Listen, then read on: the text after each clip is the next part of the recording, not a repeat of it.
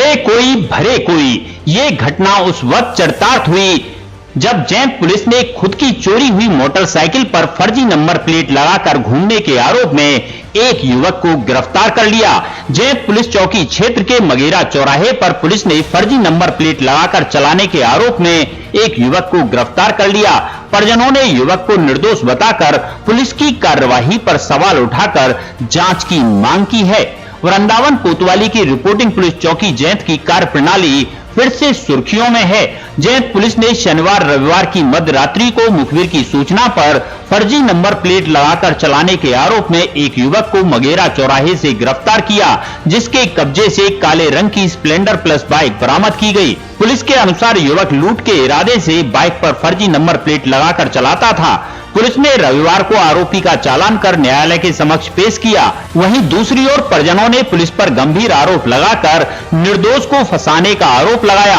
आरोपी की बहन मंजू के अनुसार जिस बाइक के साथ पुलिस उनके भाई को गिरफ्तार दिखा रही है, उस बाइक को उनका किराएदार 18 जून को चोरी कर ले गया था। इस संबंध में आरोपी नरेंद्र ने 20 जून को थाना यमुना पार में तहरीर दी, जहां सुनवाई न होने पर 21 जून को एसएसपी को डाक से पत्र भेजकर रिपोर्ट दर्ज कराने की मांग की। उन्होंने अपने भाई को पुलिस द्वारा अभियुक्त बनाने पर रोड जाम और धरना देने की चेतावनी दी। वहीं परिजनों के साथ आए हिंदू सभा के जिला अध्यक्ष गौरव शर्मा ने पुलिस पर निर्दोषों को जेल भेजने का आरोप लगाया। उन्होंने कहा कि वो मामले की शिकायत मुख्यमंत्री से करेंगे। पुलिस ने दुर्घटना में घायल कोमा के मरीज को जो पूरी तरह से ठीक नहीं हुआ, उसे जेल भेज दिया। इस तरह की हरकत चौकी इंचार्ज करेंगे तो उन्हें चौकी इंचार्ज रहने का कोई अधिकार नहीं है। क्या नाम है आपका? मंजू कुमारी। कहाँ से आए हैं आप? लोवन से, रोशन बिहार कॉलोनी से, यमुनापल्ली पार से। क्या हुआ है जो आप थाने आए हैं लोग? जी हमारे भाई को यहाँ थाने वालों ने चुपचाप उठा लिया, निर्दोष फंसाया है उसको। हमारी 18 तारीख को एक बाइक चोरी हो गई थी और उसे तो पकड़ा नहीं है। हमने जाके मथुरा थाने में कंप्लेंट की। मथुरा वालों ने बोला मावन का केस है, मावन जाओ। मावन वालों ने बोला यमुना पार में जाओ। इस तरह से हमें गुमराह किया है। फिर हम थाना एसएसपी गए हैं, वहाँ पे हमने एफआईआर की है और उसमें नेट पर भी ऑनलाइन एफआईआर की है हमने। हमारी कोई सुनवाई नहीं हो रही है। और उस हमारी जो बाइक चोरी हुई है, उस बाइक से कोई कल केस हुआ है 26 तारीख में, और उसमें हमारे भाई को अरेस्ट कर लिया है। उसकी ना कोई छानबीन की है, ना कोई सुनवाई कर रहे हैं और उसे ऐसे ही अरेस्ट करके उसे जेल भेज रहे हैं उसे। तो हमारे पापा है नहीं है, हम गरीब आदमी है। बताओ हम कहाँ तक पाम फेंके हैं। हमारी कोई सुनवाई नहीं कर रहा है। पुलिस उल्टा हमारी बाइक चोरी हो गई, बाइक की कंप्लेंट की है। कंप्लेंट करने के बावजूद भी उसके बाद में चोरी के केस में हमें ही उल्टा फंसा रही है। हमारी कोई सुनवाई नहीं कर रहा है सर कहीं पर। कोई एक बेगुनाह को वैसे ही फंसा रहे हैं। जो गुनहगार है निहाल सिंह जो बाइक लेके गया है, उसे वो खुला घूम रहा है, उसको कोई नहीं पकड़ रहा है। लेडीज ना उस लेडीज को, एक लेडीज है जिसके यहाँ जो निहाल सिंह रहता था, खाता था, और उसको नहीं पकड़ रहे हैं। उसको सब कुछ पता है। और हमारे भाई को बेगुनाह को फंसाया जा रहा है। उसका वो एक मानसिक रूप से वैसे ही उसे रोगी है।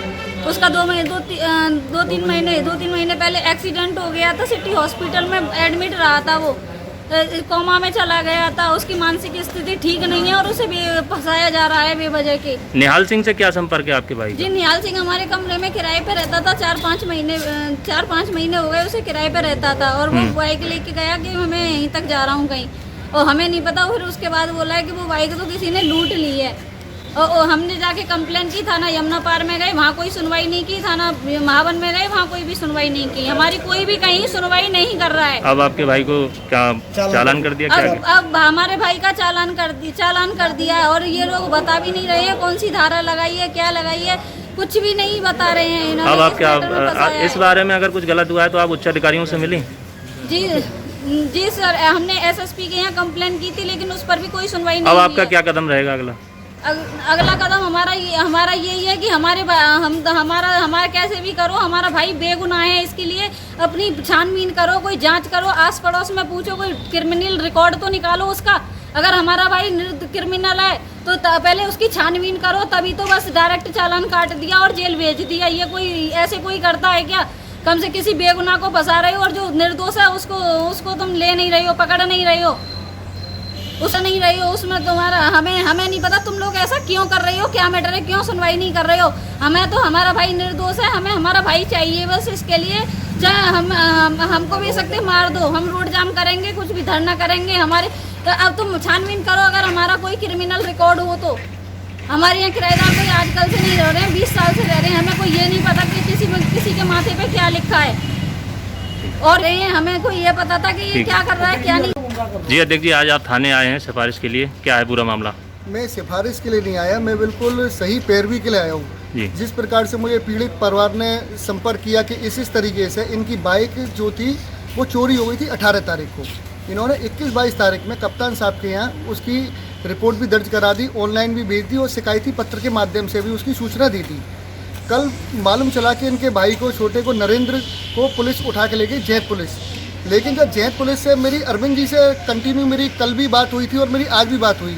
मैंने उनसे आके ये कहा, मैंने कि जब ये लड़के ने कोई क्राइम नहीं किया तो इसे उठा के कौन लाए आप, पहली चीज़ तो। उसके उन्होंने कहा नहीं भाई, उठा तो हमने इसे लिया है, अब कोई ना कोई तो इसमें लगाना पड़ेगा केस। मैंने कहा केस क्यों लगाओगे, जब जिस व्यक्ति ने चोरी या लूट की घटना घटित की है आप उसे पकड़ो। मान लो किसी की बाइक चोरी हो गई, उसके बाद आप उसी व्यक्ति को आपने उठा लिया और आप लिया है यहाँ पर थाने में। थाने के बाद आपने चालान करके 420 में नंबर प्लेट चेंज के उसमें आरोप में जेल भेज दिया। ये कहाँ का न्याय है? अभी मेरी एसपी सिटी साहब से बात हुई, उन्होंने कहा मैं इसकी न्यायिक जांच कराऊंगा। जांच के आप तब कराओगे जब बच्चा जेल चला जाएगा। किसी व्यक्ति को क्रिमिनल बनाने के लिए किसी को कोई आवश्यकता नहीं होती, पुलिस थाने आ जाए, थाने में चालान लिख के भेज दो। अगर नरेंद्र का कोई क्रिमिनल रिकॉर्ड हो तो मैंने ये भी उनसे कहा था, अगर इसका कोई क्रिमिनल रिकॉर्ड हो तो इसे जेल भेजो, किसी की पैरवी मत मानो आप। लेकिन ये बात समझ नहीं आई कि उन्होंने मुझे 2 घंटे से मिसगाइड कर रखा है कि मैं थाने आ रहा हूँ, वृंदावन आ रहा हूँ, वृंदावन। लेकिन 2 घंटे से नदारत हैं, फ़ोन उठा रहे हैं, कह रहे हैं वहाँ पर क्राइम हो गया, वहाँ पर घटना हो गई है, मैं आ रहा हूँ, 15 मिनट में आ रहा हूँ, 10 मिनट में आ रहा हूँ। लेकिन ये कोई भी, ये केवल योगी सरकार को बदनाम करने वाले काम कर रहे हैं ये लोग, क्योंकि चुनाव का समय बिल्कुल बगल में आ रहा है। केवल एक भले आदमी को उठा के जेल भेज देना, अपनी बस गुड वर्क इन लोगों को दिखाना। तो क्या इस मामले में एफआईआर दर्ज हुई है या केवल एप्लीकेशन ही दी गई है? हमारी साइड से जी, हमारी साइड से तो हमने चोरी की बाइक की एफआईआर दर्ज कराई है। कॉपी है उसकी? हाँ, कॉपी है हमारे पास, उसकी पूरी रिपोर्ट दर्ज है। कप्तान साहब की अभी पीली पर्ची जो कटती है वो भी है, आप इसे देख सकते हैं। इसके बावजूद एक बेचारे गरीब व्यक्ति को, बेसहारा व्यक्ति को, जिसके पिताजी नहीं है, वो कोमा का मरीज भी है बेचारा, ऑनलाइन भी करा रखी है। इसकी सारी कॉपियाँ मैं आपको दिखा सकता हूँ, ये ऑनलाइन भी भेजी गई है। उसके बावजूद एक व्यक्ति को इस प्रकार से उठाना, ये कहाँ का इंसाफ है? अब क्या मांग करते हैं? मेरी एसपी सिटी साहब से बात हुई है, मैं इसकी जांच करवाऊंगा। इस प्रकार की अगर ऐसी हरकत अगर चौकी इंचार्ज करेंगे तो इन्हें चौकी इंचार्ज रहने का कोई अधिकार नहीं है। मैं इनकी शिकायत मुख्यमंत्री महोदय तक करूंगा मैं।